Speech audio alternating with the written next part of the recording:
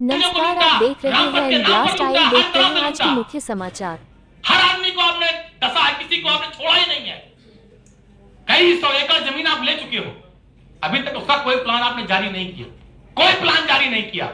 लेकिन लगातार जमीन लेने की योजनाएं, कैसे गरीब किसान की जमीन सरकार कब्जा करके अपने पूंजीपति साथियों के पेट को भर दे, इसकी योजना निरंतर आप बनाने में लगे रहते हैं।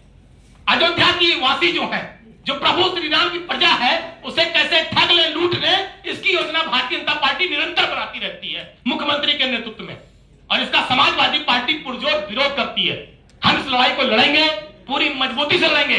और ये जो आवास विकास के द्वारा इन जमीनों को लेने की सीने पर तलवार चलाकर, लात मारकर, उसके परिवार के पेट पर लात मारकर ये जो भारतीय जनता पार्टी की सरकार कर रही है, इसका समाजवादी पार्टी पुरजोर विरोध करती है।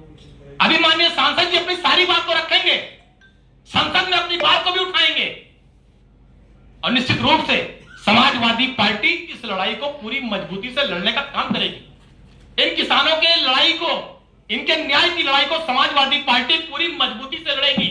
इसके लिए चाहे धरना करना पड़ेगा, आंदोलन करना पड़ेगा, प्रदर्शन करना पड़ेगा, और माननीय सांसद जी संसद में बुलंद आवाज को मजबूत रखकर, देश के प्रधानमंत्री के सामने इस बात को रखकर कि माननीय प्रधानमंत्री जी, जिस प्रभु श्री राम के नाम पर आप वोट मांगते हैं, अगर राम के नाम पर वोट ना मांगे, जमानत जब्त हो जाए।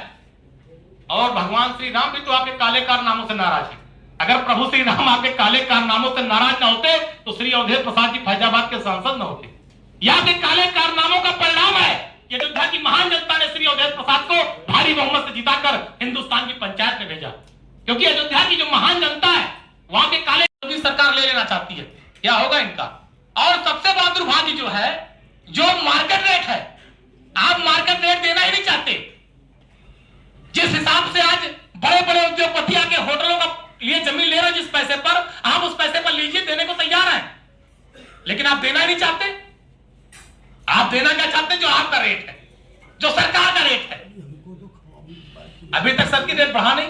भाई अखिलेश यादव जी ने जब लखनऊ आगरा एक्सप्रेस वे बनाया तो उन्होंने सर्किट रेट बढ़ाया, और सर्किट रेट बढ़ाने के बाद 4 गुना मुआवजा दिया। सारा किसान खुशहाल था, एक किसान के मुंह से आवाज नहीं निकली, सबने दे दिया खुशी खुशी।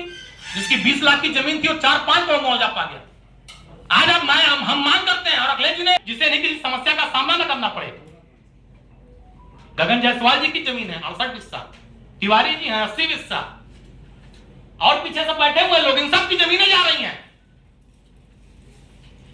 करोड़ों की जमीन मुआवजा देना चाहते हैं, 10 लाख, 20 लाख, 25 लाख, क्या होगा? और उसके बाद करेंगे क्या? उसके बाद बड़े बड़े उद्योगपति जो हैं, इनके निजी, जो इनको मोटा चंदा देते हैं भारतीय जनता पार्टी के लोगों को। आप सबका अभिनंदन करते हैं और स्वागत। और शॉर्ट नोटिस पे आप आए,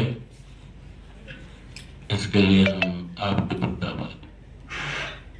हमारी बात आप पूरे देश को बताने का काम करेंगे, और किस तरह से भारतीय जनता पार्टी लोगों को ठगने का और लोगों को बर्बाद करने का काम कर रही है, और पूरे देश में। लेकिन अफसोस है कि मर्यादा पुरुषोत्तम राम की जो नगरी है, वहां की जो मर्यादा है, भारतीय जनता पार्टी उसको विखंडित कर रही, उसको ताक ताक कर रही है। जबकि मर्यादा पुरुषोत्तम राम के राज में ये माना जाता था कि किसी को किसी प्रकार की कोई तकलीफ नहीं हो। बुद्धा केशवपुर है, पूरा केशवपुर है, उपराहर माझा है, बराटा देवरा है, और बाजार पूरक, ये तमाम गांव की जमीनें हैं, और अयोध्या की खासतौर से जमीनें हैं। इन जमीनों को भारतीय जनता पार्टी सरकार की तमाम योजनाओं को, जिसका कोई मतलब नहीं है, न वो जमीनों पर आएगी। इनका केवल प्लान है, इनका प्लान नगर के विकास का नहीं है, इनका प्लान लोगों को सुविधा और सम्मान देने का नहीं है। इनका प्लान है कि किसानों की जमीन को कौड़ी भर के, कौड़ी को दाम पर लेकर के अपने खास लोगों को, जो भारतीय जनता पार्टी के लोग हैं, कारोबारी लोग हैं, लेकिन हम समाजवादी पार्टी के लोग माननीय अखिलेश यादव जी के नेतृत्व में संकल्प करते हैं और मर्यादा पुरुषोत्तम राम की धरती में जो तुल्य नगरवासियों को आश्वस्त करते हैं, यकीन विश्वास दिलाते हैं, मजबूती के साथ उठाएंगे और इतना उठाएंगे कि जो योगी सरकार यहाँ तांडव कर रही है, लोगों को बर्बाद कर रही है, उस पर केवल